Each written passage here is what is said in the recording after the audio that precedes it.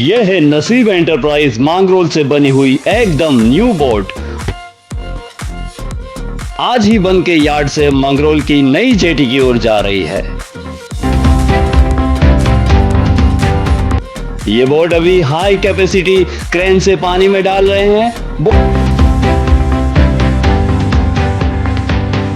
Boat पानी में land हो चुकी है।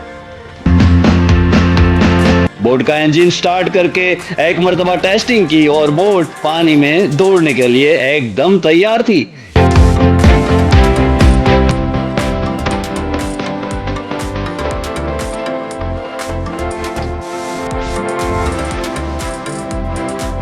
आप भी फाइबर ग्लास से बनी हुई बोट बनाना चाहते हो तो हमारा संपर्क कर सकते हो।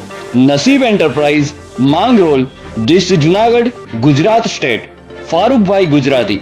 Mobile number 6354146312 and 98246412999।